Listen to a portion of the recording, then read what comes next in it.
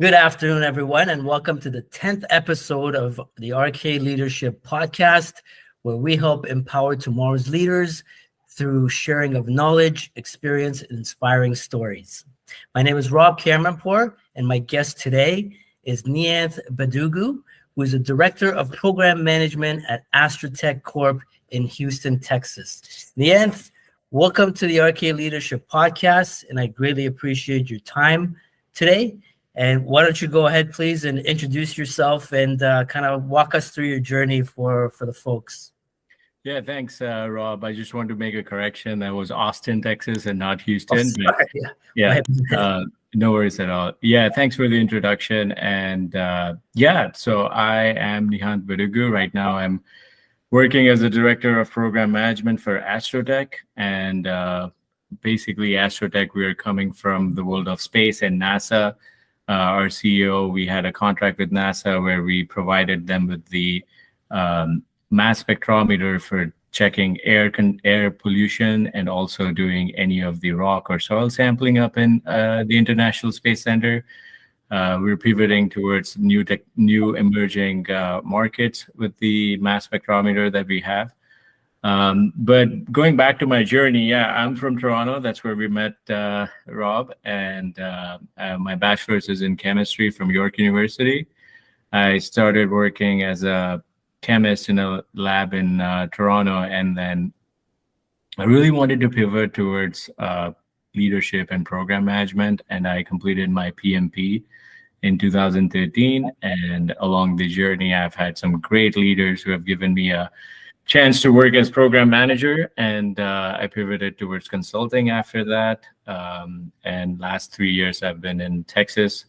I moved here during pandemic, working for a biotech firm and solving the COVID diagnostic kit issues that we had back then. Nice. And now I've moved on to working for Astrotech. Awesome. So what's your experience been like working in Toronto and Canada versus now in the States? How has that changed for you? Yeah, that's an interesting question. I feel like working in Canada for sure has given me all the right exposure in terms of getting the technicalities and getting used to the industry. Consulting had a lot of big factor for working there, and that's when I actually had an exposure working in States as well. The one difference that I can point out is the scale of US and the kind of impact that you can make with the opportunities you get in US is far larger than Canada in my experience. But the cultures are also very different in terms of the work pace that goes in US compared to Canada. And those are the two things I feel like I've really experienced the difference between two. So which place has the faster pace? US for sure. So there's a lot of young folks now who have graduated, and it might be tough to find jobs in their market within Canada at least, or the region that they're at. And I understand there is plenty of opportunities in the States for certain industries. How easy is it for somebody that's a graduate of a Canadian university to want to now cross borders and work in the States? Yeah, that's a very interesting question, Rob. And I've on LinkedIn as well, I get reached out a lot about this question. And it really boils down to like what industry you are in. It gets easier or harder for you. For example, semiconductor in US is or engineering in general is like very lucrative, they need more workforce. So that gets easier in that direction. But it would be harder for someone in the liberal arts or studies, let's say, right? But the process is pretty generic in terms of you get a offer letter with an US company, then you go to get either a TN or H-1B visa, and then under TN visa, you would have certain categories that you can get to US for. So you really have to be within those categories, and you should be aiming for those jobs. Awesome. Thanks for sharing that. And I'll get you to share your information at the end of the podcast. So whoever that has any questions for you can feel free to reach out if you like, if that's okay with you. Of course. But thank you for sharing that information. So, as we talk about leadership in various aspects of it, what do you believe are the key qualities that make a great leader? Yeah, so in my opinion, the great leaders always have a clear vision. It always starts with like having that vision which you can communicate effectively with your team. Second comes like you have to have the accountability. I feel like I've worked for a lot of great leaders, and in my own leadership positions, if you are not accountable for the vision that you're setting, the work you're doing, and how you conduct yourself among your team, you really lose that credibility, I feel. And the last but not least is like having that understanding of being adaptable. Like we live in a dynamic world and things change very quickly. So in order to like make that shift, you have to able to communicate your vision, but also be willing to change it when the markets are changing. So I think like those three, like having a clear vision, having complete accountability, and being dynamic to understand how the markets are changing. Awesome. Now, I'm going to dive a little bit deeper into those, Nihanth. When we talk about clear vision, it's a word that gets thrown around quite a bit in leadership context. Can you, from your perspective, what does having a clear vision mean, and why is it required for you to do so as a leader? That's a great question, and I know that's one of the leadership, like the words that have been thrown around, and I think it takes a lot in having a clear vision. It depends on what industry you are in, and it really depends on like how much work that has gone behind doing the customer research, having the voice of customer, and understanding what your organization or what your company's position is within the industry right now. So it boils down to like having a lot of understanding where you stand clearly in the market. And then once you have that understanding, it's about like, how do you effectively communicate then, right? So I find a lot of times like you can be working for this great product, but it's not a really market fit. Mm-hmm. And then you can have a great product, but if your customers don't want it, then it's just a great product that doesn't never take off. So I think doing that background work and understanding the markets helps you to, position yourself with the clear vision that you're setting up. And that's what I've seen, like with the difference between good and bad leaders. What do you think? How does one communicate or come up with a good vision? Yeah, I think again, it goes back to really understanding the market for sure, your customers, which industry you play a key in. For me, having that vision is also being able to close my eyes and see a little bit down in the future. It's where do we want to go? How do we get there? And developing those strategies and like creating a roadmap in terms of how do we get from like A to B to C to D, etc. So you don't want to look too far down the road, but you do have to have, again, a strategy or a plan in terms of where you're heading to. And executing that plan is also vital to just not putting words on paper. Beautiful strategy together where and I've seen quite a bit of that people are great at writing strategy, but they fail miserably in terms of the execution aspect of it. I agree 100%. Awesome. So we talked about the leadership aspect in general. Now let's break it down in the context of program management that you're in. What do you think are key qualities to make a great leader as a program manager? Yeah, so program management is very interesting. Like you will build this great teams and we will all be working on that vision or a product, but oftentimes no one directly reports to you. So it's one of the skill that really a successful program manager needs is having an indirect influence. And that could be tricky on how you build that rapport and have that indirect influence. The second is having that vision that we just talked about and being very dynamic on how things change. And the last would be like making sure you take responsibility of the program. You cannot pass it on to like, oh, engineering failed, or like, the design, marketing. You are driving the ship, and you have to make sure that you take full responsibility of every failure that is out there. Awesome. So you use a good word, indirect influence. How do you influence people indirectly? Yeah, that is much tricky. I think it doesn't happen on day one. It's something like, it's like a sport. You have to practice it. You have to be, first of all, I feel like you have to be very open of who you are. You have to be honest. You build a rapport on various different things like family, sports, travel. And once you do that, then they will also assess you. They will check you for first few months, right? In terms of like, are you the person who is walking the walk and, just not doing the talk. So I think it's about A, showing credibility. B, it would be more about like actually being open and not trying to be closed off. So you're not a secretive person who doesn't give up your personal life. I think that really helps.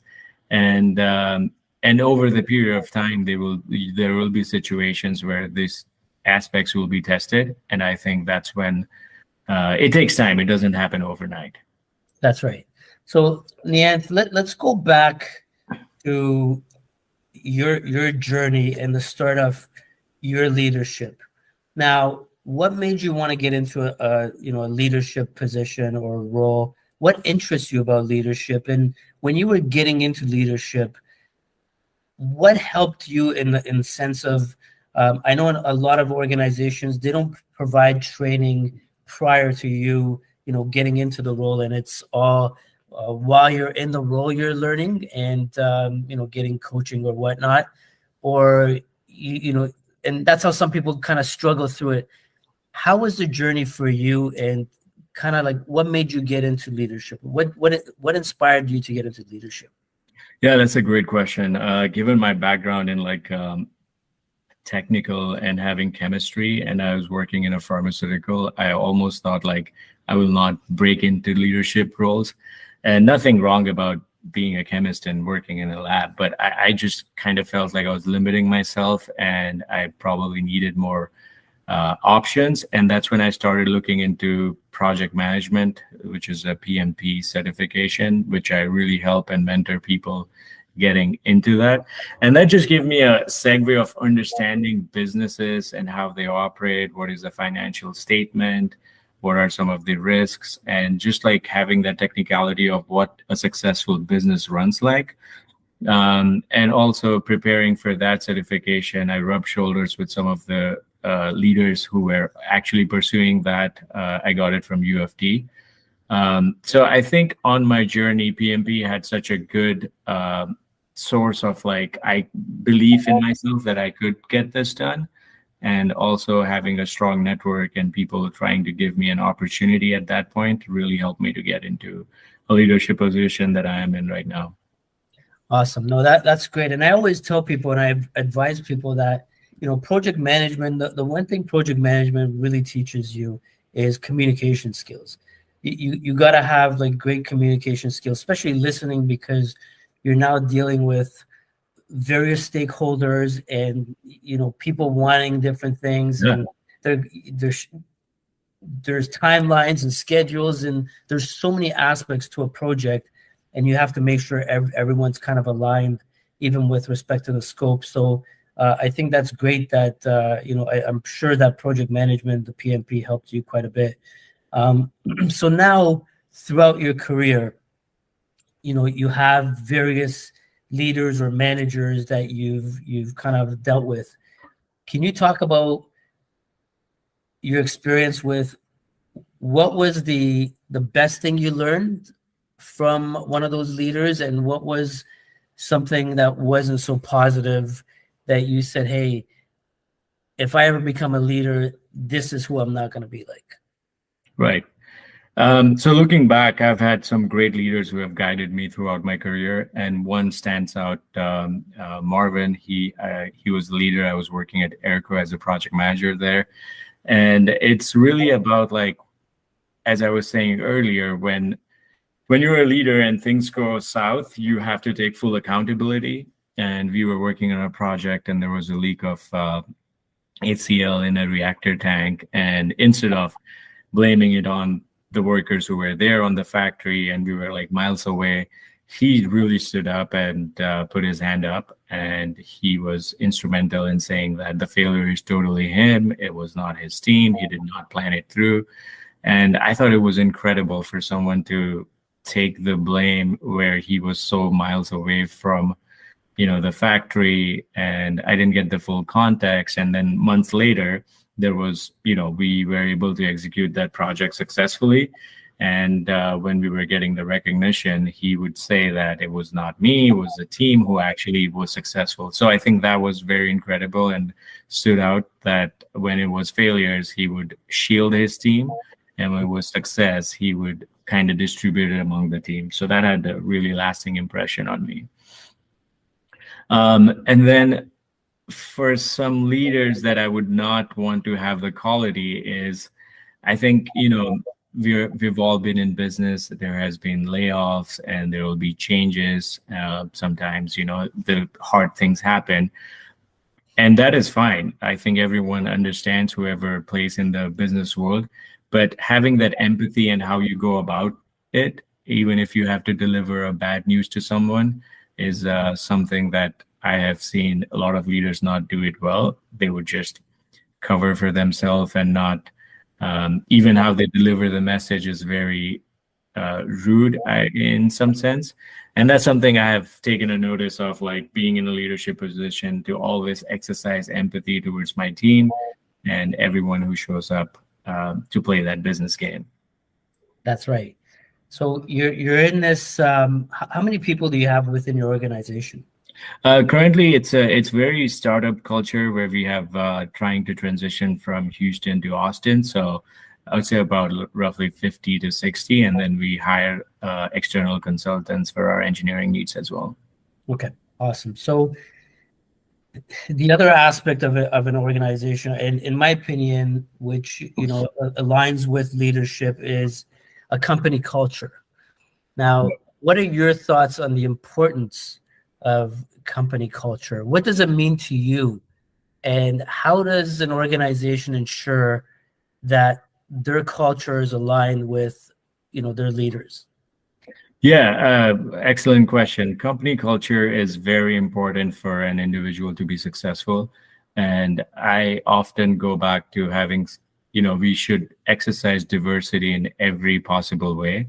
And that is not limited to just our race and profiles, but also intellectual diversity, I feel, where everyone thinks different and everyone's opinion matters.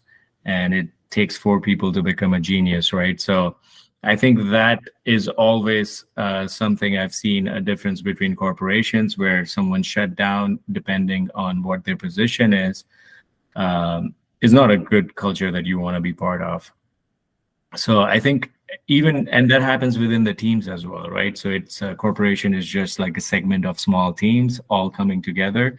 You can have a great, let's say, IT or HR team, but a really bad technical engineers team, and that can also happen within a good corporation. So I feel like it can happen in different departments, but I'm really big on like having that intellectual diversity, and everyone gets to speak their own thoughts and ideas freely without being afraid of if it's going to offend anyone.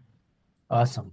So now that you've experienced, again, both sides of the borders, and you've worked for like Canadian organizations versus US organizations, which side would you think is stronger from a culture perspective, that organizations that actually live their values versus just a writing on the wall? Yeah, I mean, this is a great question, Rob, but I would not pigeon myself in saying like Canada versus US. Again, corporations are corporations across, and I feel once again it drives from the leadership. I've seen bad corporate culture in US in some companies, and great as well. So I wouldn't pick a side on this one, But again, it depends on the leaders, like how they communicate. And if you're asking about sheer pace, I feel like US has that sheer pace where things have to be delivered in very quick sense. So the culture is more like you gotta get stuff done. Where Canada, I mean, it seems like yes, we have that pace, but it's more about like, we are having our long weekends, we are enjoying our time, and the only difference I feel is like the sense of urgency for the firms that I've worked in Canada versus US is completely different. And that's a great answer, by the way. Yeah. And that's exactly how a leader would answer that question. It's not about taking sides. It's about actually, again, the leadership of the corporations. And that goes anywhere around the world for that matter, right? So great answer there. I want to take you back to your consulting days. Now, I want you to differentiate between, this is something I experienced myself, between the consulting world and the ordinary kind of corporations, and somewhere I guess where you are now versus the Right. consulting world. So how does that differentiate, and what do you see the difference between the two kind of structures? Yeah, that's a great question. For me, consulting was like, I'll tell you a story. When I was in consulting, I worked with this manager in Saskatchewan, and he was a very blue collar manager working there for almost 15 years. And then he had aspirations to move up in his role. But until like we engaged in a consulting gig, and then we were bringing in all these new processes and changes, he really took up on that. And then I worked really close in making sure that he delivers. And he was very engaged. He wanted to make a move, but he did not know if he had options. Long story short, after 9 months, he was so in like all these process changes and change management that we're bringing, he was able to pivot from working on the factory floor into business transformation, which was his true calling, he calls it now. And then fast forward a few years later, he's a director of business transformation, and we still keep in touch, and he's doing great in his profession. So I think consulting really helps me to like enable people's potential where they did not see it was there in the first place. So that was very rewarding working with consulting. Like you meet so many various people and different skill set, different way of thinking, depending on location, industry that you are in. Whereas the industry that I'm working, or the normal jobs where you go in, it's like you choose that industry for a reason. And then that industry will have certain culture, certain pace to it. So you have to adapt, rather than in consulting, you can explore with the client and see what the future possibilities could be. That's good. And one of the things that I've heard in the past, so this was actually an interesting quote that I heard. Someone once said, and I believe I'm not gonna quote this per se, but I thought it was Robert Herjavec. He said that if consultants were so good at helping these organizations and helping them grow, etc., whatever they do for them, why don't they open their own corporation? Like, why don't they open their own company that does what they're helping with? What are your thoughts on that? Yeah, correct. I mean, the one backlash that consulting gets is like, if you have to describe the job of a consultant, then he's someone who shows the time on your own watch, right? So the biggest challenge between any corporation is like they get too involved in how they've been operating. I'm sure you've experienced this. I've been doing this job for 10 years. You're going to tell me how to do it differently. Yes. So I think you get pigeonholed in terms of like how you are operating. Then you create that culture, and you're like too into it to see anything else. So that's why I feel consulting can come in and bring that fresh perspective. And one of the criticism for consultants is like, all these changes and processes do not stick. It was just the flavor of the month. We've only done it for a few months, and once you're gone, and that's one of the biggest drawbacks. And I agree with it to some extent. But that's when you really have to, like, a good consultant will make sure that you install the processes or the changes that stick, and people really adapt. And then this circles back to what we were talking earlier, indirect influence. They have to buy in.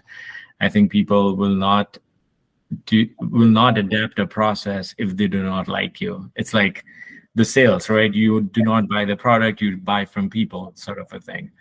Um, so yeah, to answer your question, I think it's very important that the processes that you're installing are sustainable, and you have to work with the client to make sure that that is the case. Yeah, I totally agree with that. And I think the other important thing, Nihanth, is, as you're aware of this as well as we've dealt with in the past, you also need buy-in from the leadership level, because once you instill those processes, it's the job of the leaders to sustain that. Correct. And try to encourage their teams to use it.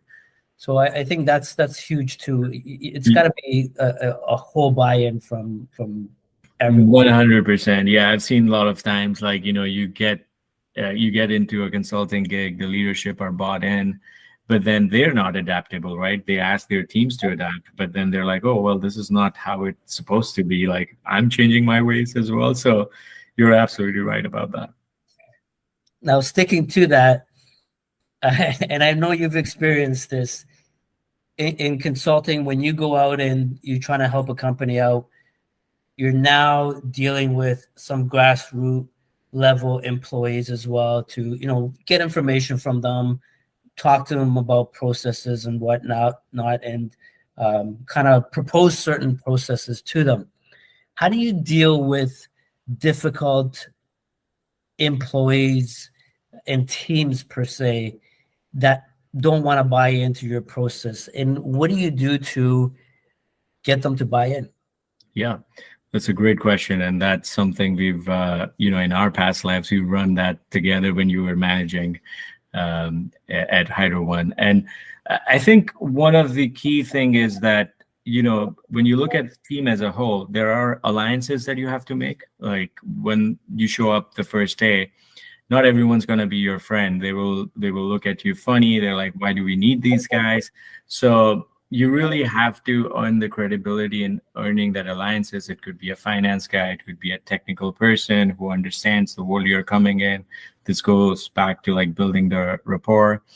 And then dealing with a difficult person who's not adapting, you really want to understand what is his angle, or what is his logic, or what is his drawbacks for not buying in. And oftentimes it is like, I've been doing this 10 years, and are you going to tell me how to do this better? He's not ready for a change, or he doesn't see the full picture.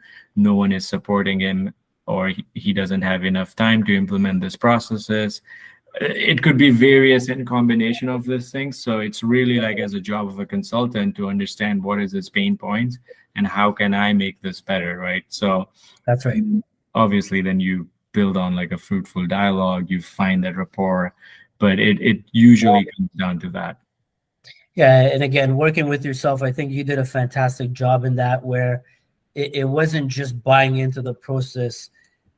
You buy into the individual that's helping you put that process together. So I think that's important, and it all goes back to building those strong relationships with people to gain their trust, right? It's all about having trust between the people that you're dealing with. So that's 100%. And I want to tell you, you were a great leader working at Lisa, and that was one difficult crew when we were working together. So we've had these challenges together, and I was very impressed with your leadership at that point. And that's the alliances that we formed, right? Like, how can we make this place better? So absolutely. Yeah. No, thank you. I greatly appreciate that.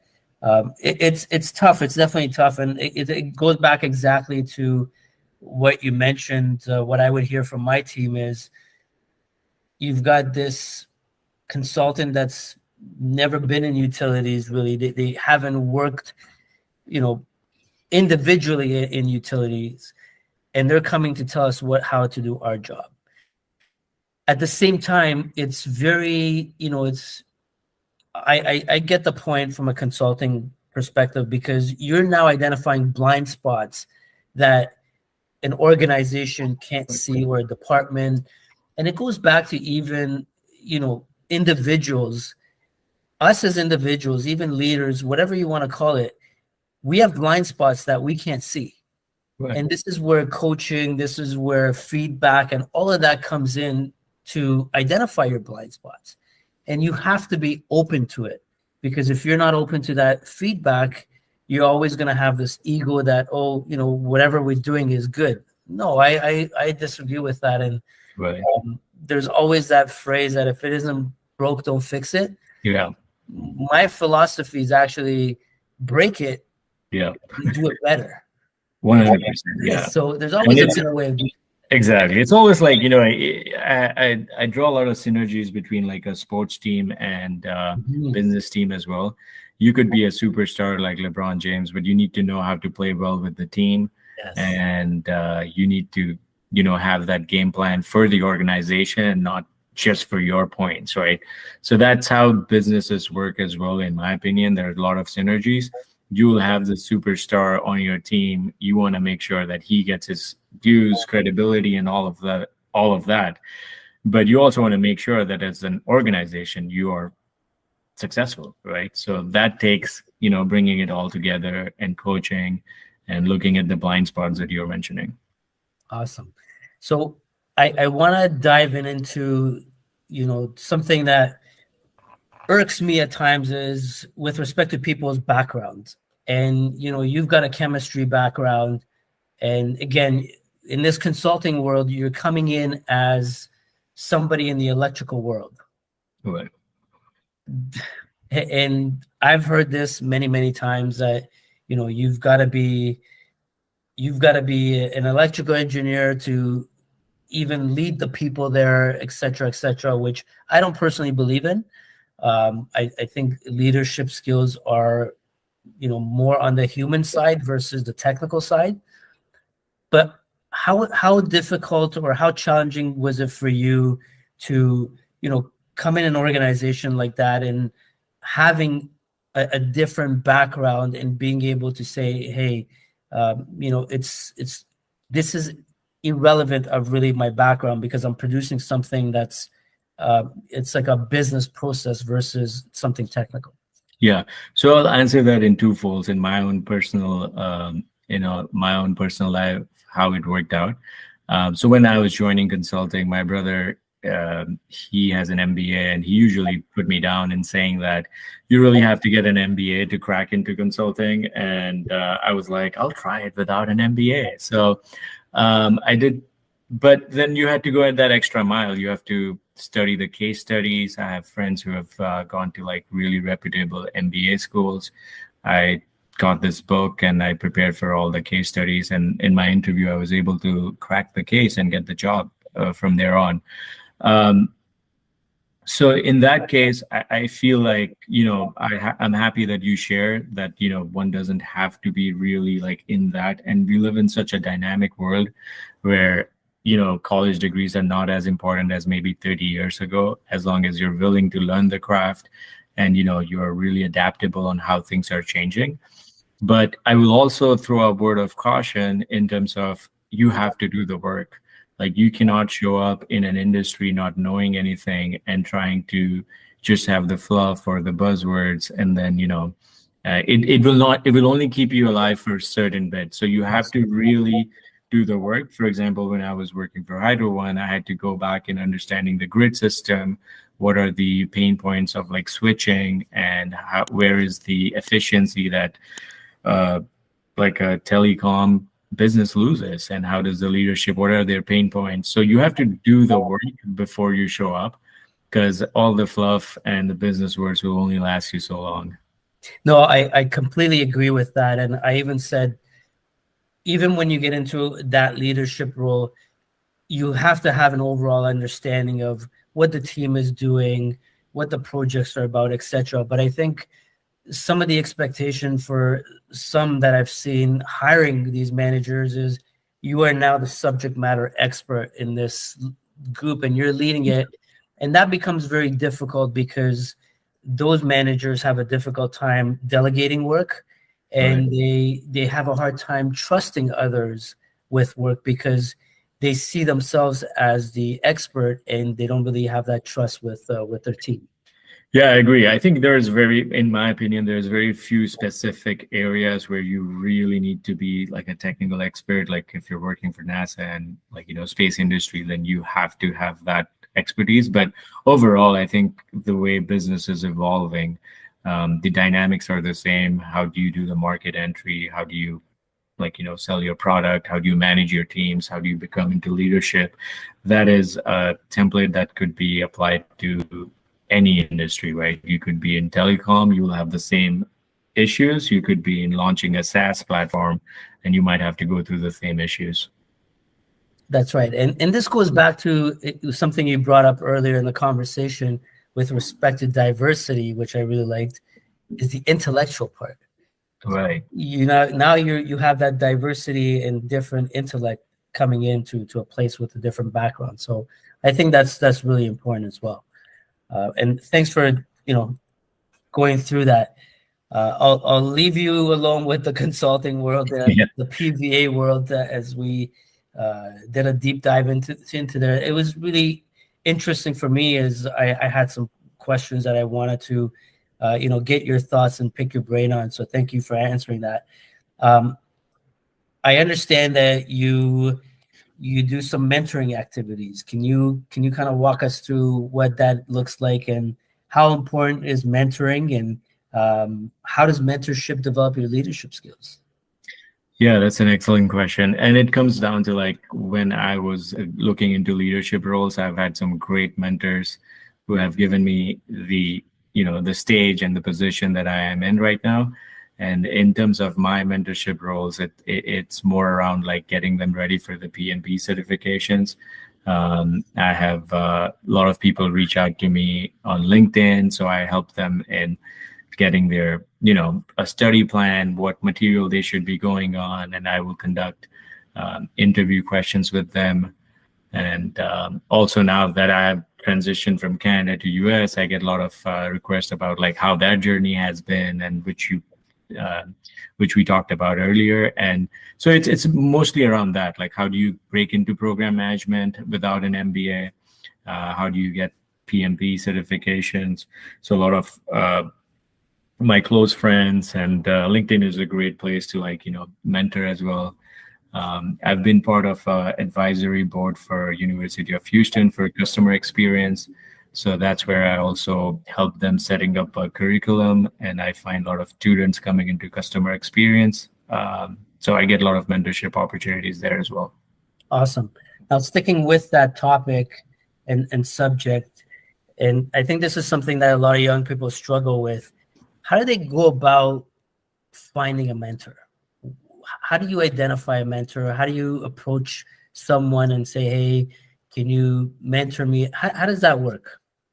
Yeah, that's a very interesting question. And I would say, nowadays it's easier to reach out a person compared to 10 years back, right? Like you have LinkedIn, and I mean, the one thing about LinkedIn is people are responsive as long as you are, the conversation is about you learning as well, and you're also trying to explore the other person, which you do in your podcast. And I think that style of communication is very important, where you're not trying to look for one way, like I want this job, can you please spend 15 minutes with me, right? It never works that way. And the second is like making sure you have your interest areas and passion areas, and then you communicate with the community. Like you go out there, and all my jobs have been like that. I've rarely applied for a job. It's usually, I know someone, or it's through my networks, or, they have seen me work in my consulting days and then they refer me. So it's hardly been like me sitting and sending an application, which I think is, you're as powerful as what your network is nowadays. That's right. So I think like having the skill set of not having one-sided conversation, but truly being interested in what other person have to offer, and that will take you a lot further, I think. Absolutely. No, I agree with that 100%. And refrain yourself from, the first conversation is, here's my resume, can you give me a job? Yeah. That's a big no-no, and people won't respond to that usually. Right. Awesome. Well, thank you very much, Nianth. I greatly appreciate your time and spending your Saturday here with us. I think you've got a wealth of knowledge and experience that will help others when they listen to this podcast. And if people want to reach out to you, Nianth, what's the best way to get a hold of you? Yeah, I would be available on LinkedIn. I think this is, and also I'm available on my email, so which I will pass it on to you, and you can add that into the description. Awesome. Yeah, Yeah. and I wanted to say, Rob, like, thank you for having me, and I'm really inspired by your journey, like how you started this leadership, and I think you're mentoring a lot of young folks, and sometimes, as you were talking about having that mentorship, and it's like following you and having these conversations that you have industry leaders can also help them to connect. And I love how you leave, the connection with the audience. If anyone resonates with whatever the conversation we have, and that is how you reach out and start building the network, right? So great job on you, and I'm Thank you. glad what you're doing. Thank you very much. Yeah, it's kind of been my mission now to help out as many people as I can in terms of ensuring that they're successful as leaders. I think that's something we have a gap in not just within North America. I'd say the world, and I want to like ensure that I do whatever I can to leave this place making sure it's better, for the Right. better, not for the worse. And we need more kindness. We need more love from leaders, and people should go to work and enjoy what they're doing and be safe, not the other way around where they're coming out with mental health issues and they despise what they're doing. They're getting sick because of it. Those are, that's what I want to change. And it doesn't, I can't do it alone. Right. It's Yeah. with people like yourself that have accepted to be on these podcasts, to spend your time. That means a lot because you also want to be part of that journey to help people, and that means a lot to me. Right. That's a beautiful aspiration, and I wish you all the best. Thank you. Thank you very much, everyone. And I hope you enjoyed this podcast. Until next time, lead with purpose and inspire those around you. Take care. Thank you.